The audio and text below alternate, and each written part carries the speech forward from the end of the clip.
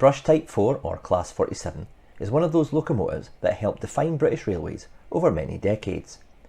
Built in its hundreds, it was the workhorse of both passenger and freight operations across the UK rail network. It was born in the early 1960s after the initial failure of the 1955 modernisation plan highlighted the need for a standard, cost-effective but reliable design of diesel for mixed-purpose use. The Brush Type 4, which later became the Class 47, was a robust design making it suitable for all manner of operation, and it's testimony to the design of this loco that some are still operating more than 60 years after they entered service. Hi Railway Modeller fans, and welcome back to Dean Park. In this video I'm going to put Heljan's all-new Class 47 under close inspection. Now before you jump to your own conclusions, you may wish to watch the video in its entirety, as I go over both the Pristine model and the TMC Deluxe Weathered version. If you have any comments, queries or questions on this model, please get in touch by posting those in the comment section below. But in the meantime, enjoy the video. The Class 47 is a key product across all gauges of model railways, and for any manufacturer producing one, it deserves their full focus, as it has to be right. The original Heljan Class 47 dated back to 2002, and whilst a competent performer with good running characteristics, the tooling hasn't actually been produced by Heljan for over a decade, and it was showing its age, so it was time for a new one to take over. And if my memory serves me correct, Heljan actually announced this new model back in August 2019, before that thing called COVID-19 changed the way we all lived. The pandemic resulted in delays to the project, but since then we've seen initial and pre-production samples come and go as Heljan tried to address some of the glaring errors with this model. However, in March the wait was finally over and retailers took delivery of their first batch of Class 47s. The two sound samples in front of me have kindly been sent for review by the Model Centre. The Pristine model with sound retails at £331.45. Both models are actually D1960 in BR blue with cab side double arrows and 4-digit numerical head code. One is in Pristine, while the other has been given the TMC Deluxe Weathering treatment. The loco itself, D1960, was one of only two brush-built versions fitted with electric train heating from new. Therefore, D1960, with its ETH fitting, is a clever choice for TMC exclusive, as it ran in this early form of BR blue livery from July 1967 until early 1976, including a period with its tops numbering in place instead of the D prefix, and this makes it a good choice for renumbering to 47514 for something unique. For this review I plan to split it into sections, and first of all I'll look at the Pristine version, giving my feedback on the all-new Heljan model. Then I'll look at the TMC weathering of this model, and I'll test that on Dean Park, running it over different track formations to test its handling. I will then, as always, conclude my presentation with ratings of this model. Now, we all know that Bachmann already have a brand new Class 47 on the market, and I'll make mention of this model where it's merited, but I'm not going to do a head-to-head comparison of both throughout this video, as the primary focus of this episode is to look at the Heljan TMC exclusive model. I've pored over this model using reference material, my own photographs, books and online publications to try and give us a fairer review as I can. No doubt there were people out there who disagree with my take on the model, and that's fine. You're free to study one for yourself and come to your own conclusions. But at the end of the day, the point of this is to give a balanced review based on what I've got in front of me. Looking at the Pristine model, and I'm struck by the colour of blue, which makes a decent effort at capturing the monastral blue used on the real locos. It's got a real depth of colour to it and does look attractive. However, I still think the blue Heljan use is a tad too dark. The shade of BR yellow is well presented in terms of colour, however I'm a little concerned at the ragged nature of some of the edges to this finish. The bottom edge isn't even parallel to the bottom of the windows. No concerns can be levelled at the printing however, as the double arrows, running numbers, flash warning stickers and builder's plates are all beautifully printed. Along the body sides we've also got some neatly picked out details, and in particular the silver rails on the body side steps. There is some engine room detail visible through the side windows, but on closer inspection this is just painted onto moulded detail and not separately fitted. The engine room can be lit as part of the lighting suite provided on this model. That takes me onto the roof, and this is packed with the details you'd expect to see on a Class 47. The fan covers are well fitted and are made up of fine mesh parts, and you get a good view of the twin red fans below. These don't operate, unlike the ones you get on a similarly priced Deluxe Class 47 from Bachmann, which also uses a more refined interwoven mesh on the grills, making Heljan's mesh look a little flat in comparison. The silver painted shutters actually add a pleasant highlight to the roof and break up the overall blue in this area. The finish on these is excellent, with sharp edges around the silver details. There are separately fitted rail details here, but I think they look a little bit over scale, and I'd have been inclined to leave them off, as it doesn't really add anything to the model. Moving along to the access doors, and here's an area that's caught my eye. There appears to be only 2 large access doors in this particular model. Now I've trawled my reference material and I can't get a proper look at D1960 from above to prove that this was the case on the actual loco. However, having looked at other Heljan Class 47s, I can also see that this tooling has been carried across to other models. It's a detail omission on Heljan's part, as there is a panel line that's missing. Moving along to the exhaust port, and I'm greeted by a square hole in the roof, and if I look inside I can see the PCB board, and this isn't a good look, and there should be more done to disguise this on a model of this price. A piece of plastic card painted black on the inside will cover this issue, however. Looking at the bogies, and these are well replicated with a good amount of relief and allow a good look on the brake shoes, which are in alignment with the wheels. The wheels, however, look to be the wrong profile. These are plain and lack the correct detail found on a Class 47. This is relatively well hidden on the end wheel sets, but the middle one is more exposed, and with the loco standing still, it does show it up. Coupled to that, the middle wheel is a floater and is not powered. The middle wheel in each bogie doesn't seem to collect current from the track either, as there are no pickups at the back of the wheel. This is rather strange on a brand new model. Turning the loco upside down, and you can see that the couplers are bogie mounted, using a similar mechanism found in a range of Heljan locos over the years. This does allow for better pushing of a train, which will be important for when Heljan bring out the 47/7 locos used in push-pull services in the 1980s. Fitting of the coupler is hindered by the factory fitment of pipes and hoses at both ends. While this may assist modelers who don't like fitting these themselves, it makes a right pain for when fitting a coupler. You have to snap off these prior to fitting the coupler, and if you're not careful, this leaves a very untidy coupler fitted end. I don't know why Heljan persist in doing this. They did it on my Class 86 as well. Please Heljan, if you must fit these, only do so at one end. The underframe is a decent representation of the Class 47 with orange conduit and white pipes fitted. It's good, but dare I say, it's not beating the Bachmann Class 47 in this area.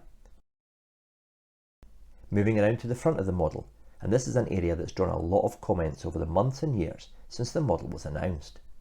And the bottom line is, it's too narrow. The cab tapers in too much from the cab door area, giving it a slim look.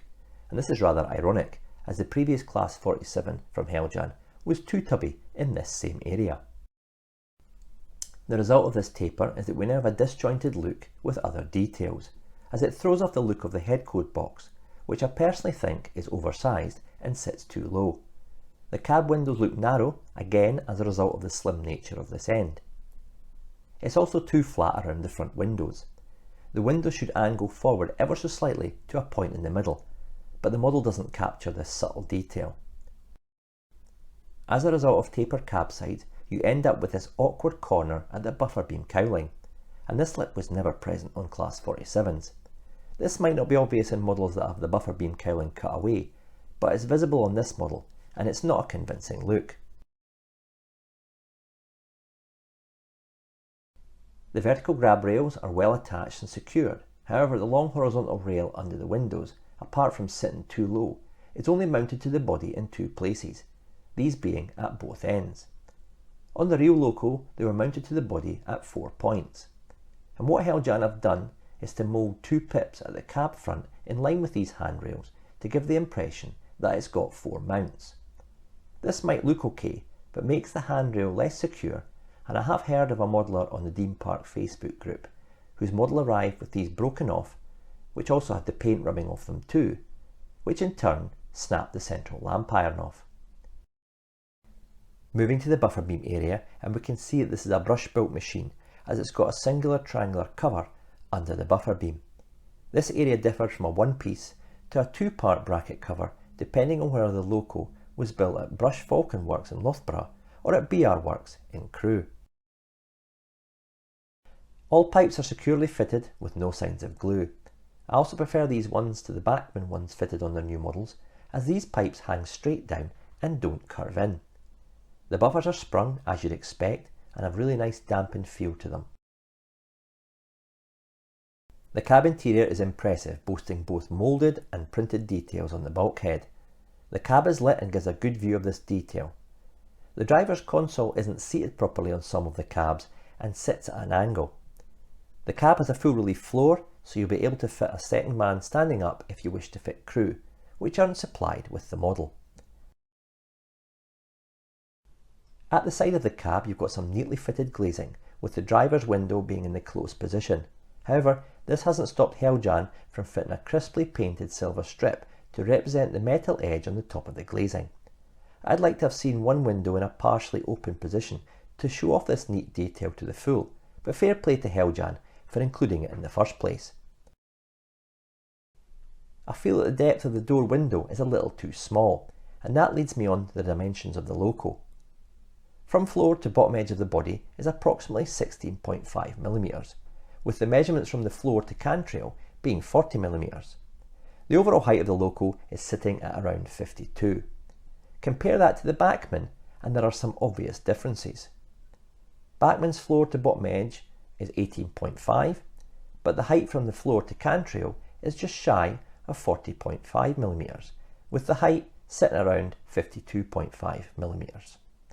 That means that the Heljan model is 1.5mm larger in the vertical body side depth. The result of these differences give the Heljan a more slab-sided look. If these sizes are out, this will affect the proportion of the glazing and also the appearance of the body transition from the cantrail to the curve of the roof. The model, while seated better than the previous Class 47 from Heljan, does sit a fraction too low on its bogies. I've pored over this model for hours in order to get reasons for the look not being quite on the money, and I've concluded that it's a combination of the cab taper, the body depth, the roof curve and the bogies that, whilst all small individual issues, do accumulate to give the model an awkward stance from some viewing angles. So far then, it's a mixed picture, but will things get any better with the weathered model? Well, thanks to TMC, they do. This deluxe weathering is a tour de force. It gives the loco a really convincing in-service look. It's as I've come to expect from the model centre. They have an uncanny knack of bringing a model to life. I especially love the washed out streaking on the cab end, giving the impression of grime that's streaked down the front, perhaps by the rain or leftover dirt after it's visited the local wash. The grime collects in the recesses around the buffer beam steps, and looking further down there are grease marks on the buffers and additional weathering fitted to the pipes and hoses. The windscreens look a lot better for their date with the airbrush as well, being toned down with realistic wiper marks on the glazing. This is a detail I love on weathered locos, and sometimes we see that this important detail is left out.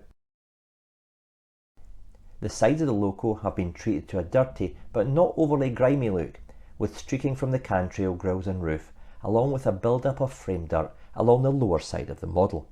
This skillful weathering goes some way to disguising the slab-sided dimensions of the model. The underframe details and bogies have been brought to life with a range of weathering features, and I especially like the greasy, oily look around the axle boxes. Work isn't overdone here, and it avoids the blanket spraying of brown that ruins so many weathering attempts. Thankfully, the wheel profile is toned down with the weathering, and the copper pickup isn't quite so obvious when seen on the clean model. All of the applications serve to enhance the detail, not cover it up, and that's one of the skills of effective weathering. The roof on this model is a mess, but I mean that in a good way. The exhaust smuts, build-up of grime and rain-washed streaking makes some of the better details pop while toning down some of the details that aren't so great, such as the open exhaust port and engine room access doors.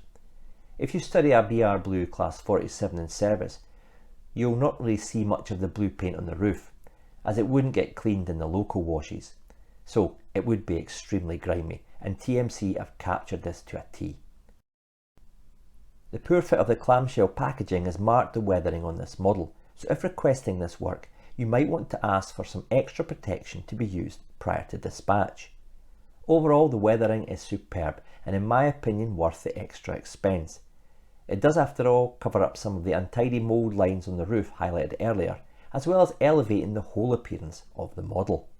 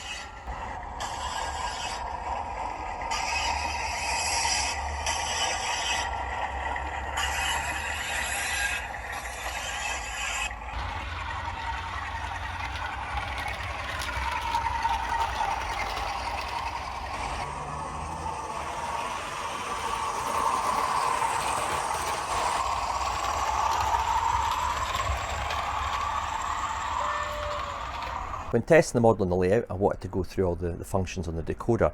However, in the glossy leaflet from Heljan, you only really get the light functions F0 through to F9. You do get this generic quick start guide from Locksound, but most of the functions on here don't tie in with the actual Class 47. Added to that, you need a pair of binoculars or reading glasses to make out what that print says. So I was really left with a little bit of trial and error through my ECOS controller to work out some of the different sound functions.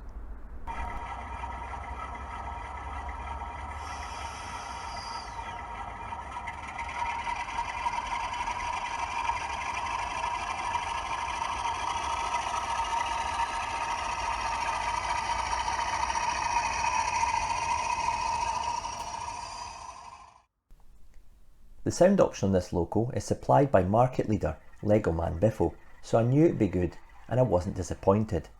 The speakers, while giving a clean sound, could be upgraded to give a little bit more bass, and out of the box it's a little bit quieter than I expected. However, this is controllable via the extensive list of functions. Being a little quieter actually works, as it doesn't do your head in after 15 minutes. The way the decoder has been set up allows realistic driving and control, and upon startup the lights dim as current is drawn from the batteries, which is a nice touch. When you open up the throttle, there's no sudden and unrealistic movement of the loco. This is delayed, and even when the loco does get on the move, it's a steady build-up, which is synchronised with the sounds coming from the speaker. It really works incredibly well and makes the model great fun to drive. That leads me on to the performance of the model, which, as I've come to expect from Heljan, is smooth, refined, powerful and quiet. There is a slight rattle from the middle floating wheel as it makes its way over turnout frogs, but the model remains sure-footed and planted to the track. I ran it through some track formations at unrealistic speeds, and it coped with everything without issue. I would have loved to have tested the pulling power of this model, but as I mentioned earlier, both ends have pipes fitted, and not being my loco, I wasn't about to start snapping bits off. Here are my ratings for this all-new Pristine Heljan Class 47. There's a lot to like, including a sure-footed, realistic driving experience, coupled with Heljan's characteristic powerful smooth motor and gearbox. I also like the cab interior incorporated in this area, and when fitted with sound, the model is great fun to operate. However, what lets it down is the tapered front and slab-sided look, which look clumsy in some areas. The finish of the edges of the yellow paint were also untidy, which on a model of this price could have been a lot better. The detail omissions along with the compromised shape frustrate me, as does the less than perfect clamshell packaging. The weathering on this model is superb. It goes some way to appeasing some of my frustrations of this 00 gauge brush Type 4, so much so that if I was going to purchase one of these, I'd go for the sound fitted one with TMC weathered finish. These two elements made for an enjoyable operation of the model. Well, that concludes the review. I hope you've enjoyed watching and have learnt something new about the all-new Heljan Class 47. If you have any comments or feedback, please get in touch by posting those in the comment section below. Theme Park will return shortly with another layout update, but until then, thanks for watching, stay safe, and cheers for now.